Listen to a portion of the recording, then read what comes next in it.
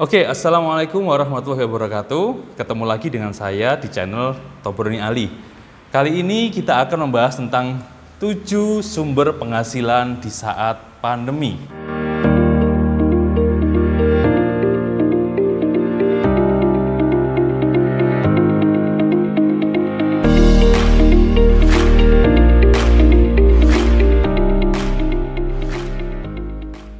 Kita tahu bahwa hari ini kita semua lagi sangat-sangat sulit menghadapi situasi yang sangat fenomenal lah, bisa boleh dikatakan. Setelah sekian tahun kita tidak mengalami krisis, kemudian sekarang mungkin bisa dibilang krisis multidimensi.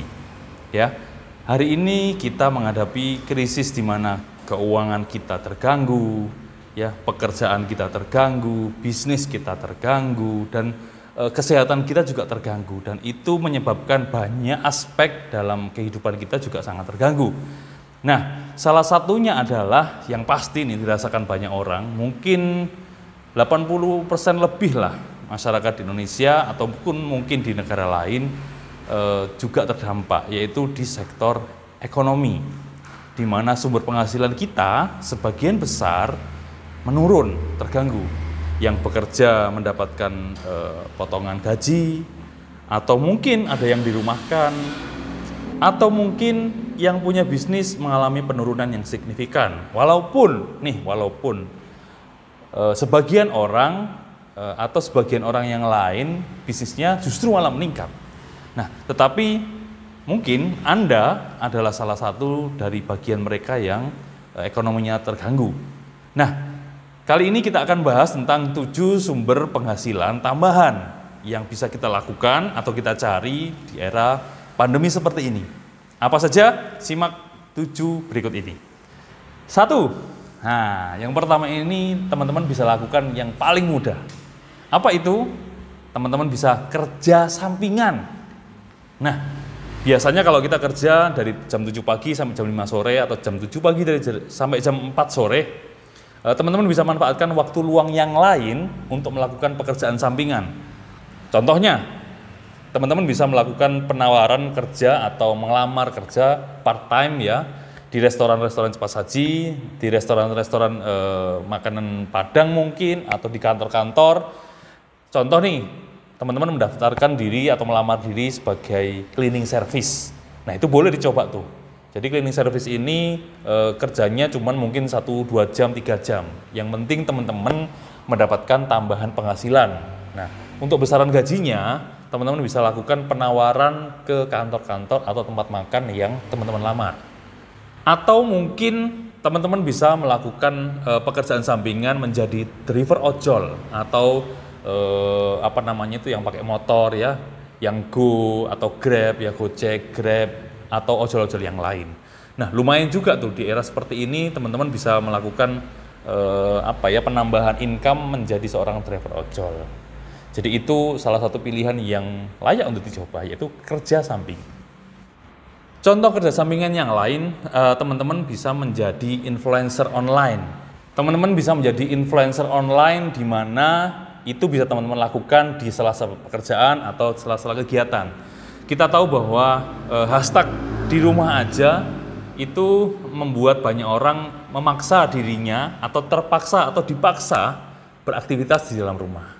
Dan kalau kita tahu hari ini di sosmed seperti TikTok, ya, Instagram, YouTube, ya, itu teman-teman bisa melakukan membuat konten yang teman-teman nanti kalau misalnya sudah punya follower banyak atau reach atau impresinya tinggi, teman-teman bisa dapat penghasilan dari sana. Salah satunya adalah dari AdSense, ya.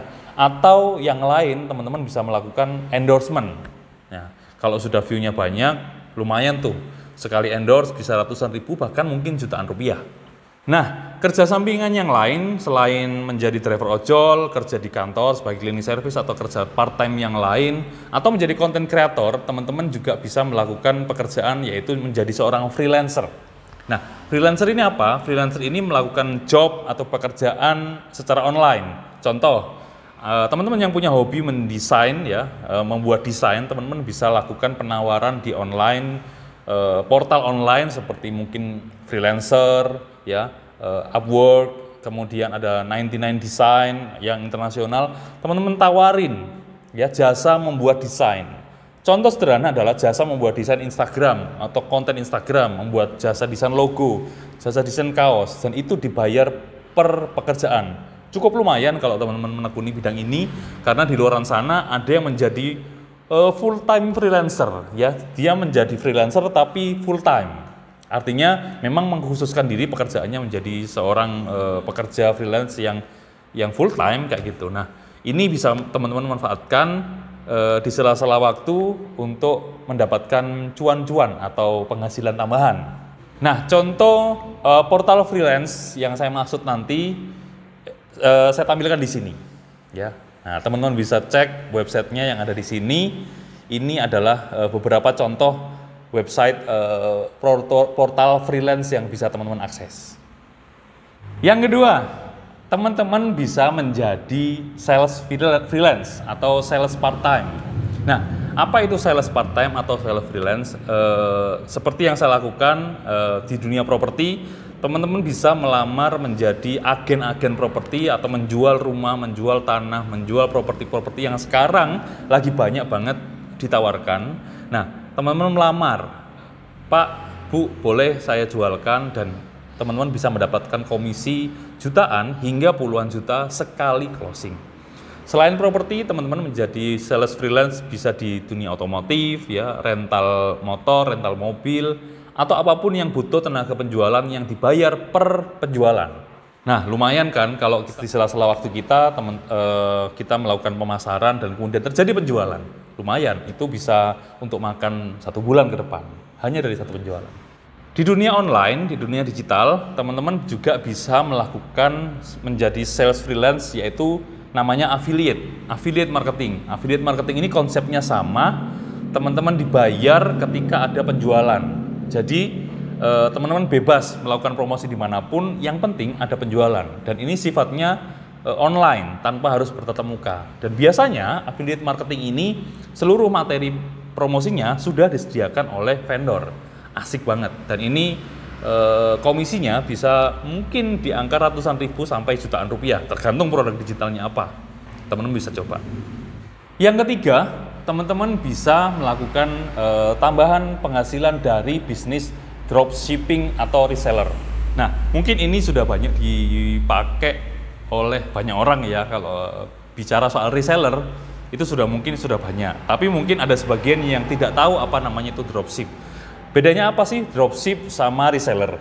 Nah, kalau dropship mirip seperti kita menjadi sales freelance ya.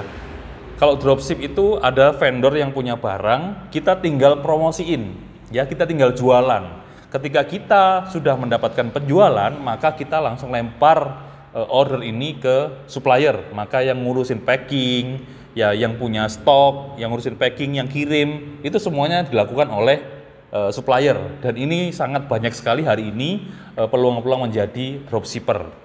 Dan kemudian yang kedua yaitu namanya reseller. Bedanya apa dropshipper sama reseller? Kalau dropshipper ini teman-teman tidak perlu nyetok barang. Nah, tapi kalau reseller biasanya diwajibkan untuk nyetok sejumlah barang tertentu. Nah, keuntungannya apa reseller dibanding dropshipper? Biasanya reseller ini mendapatkan margin yang lebih tinggi karena dia harus nyetok kan. Jadi reseller itu mendapatkan keuntungan yang lebih tinggi. Jadi itu perbedaan antara reseller sama dropshipper. Yang keempat yaitu menjadi content creator. Nah, hari ini banyak anak-anak muda mendapatkan cuan yang lumayan menjadi content creator. Ini juga bisa teman-teman lakukan di sela-sela kesibukan bekerja ataupun juga bisnis. Teman-teman bisa membuat konten seperti ini yang akan dioptimasi dan dimonetisasi. Nah, konten kreator itu sebenarnya tidak harus berat ya, medianya banyak, bisa teman-teman bikin video edukasi atau video hiburan yang ada di YouTube atau kemudian di Instagram, dan juga yang sekarang lagi banyak yaitu ada di TikTok. Nah, ini teman-teman bisa lakukan nih sambil waktunya luang gitu ya, teman-teman bisa lakukan membuat sebuah konten yang mengedukasi atau menghibur. Kalau view-nya sudah banyak, lumayan tuh, dapat penghasilannya bisa dari endorse ataupun dari AdSense kalau di YouTube ya. Yang kelima yaitu membuka usaha gerobakan atau usaha kecil-kecilan di pinggir jalan ya. Kita bikin booth, bikin makanan atau minuman yang lagi kekinian. Dan itu modalnya juga nggak terlalu besar kok. Itu mungkin sekitar bisa 5 juta, 10 juta, atau mungkin di kisaran itulah. Nah, itu kalau ditekuni, kita membuat satu gerobak dulu, ditekuni, dibuatin sistem gitu ya, dibuatin alur yang jelas, promosi yang menarik gitu ya. Itu biasanya dalam waktu 1 bulan lumayan penghasilannya. Dan ini tidak menguras waktunya teman-teman, karena bisnis ini bisnis sampingan aja. Yang kelima, yaitu menyewakan barang pribadi yang ada di rumah. Nah, ini tidak banyak dilakukan oleh orang-orang, bahkan mungkin tidak terpikir gitu ya. Di masa-masa seperti ini, mungkin kita banyak di rumah aja, sehingga kita juga tidak memerlukan banyak peralatan yang selama ini kita pakai. Contoh yang bisa disewakan adalah, kalau kita mobil kita nganggur, kita bisa sewakan mobil kita. Kalau misalnya kita punya motor, di area tertentu, sewa motor ini cukup laris gitu ya.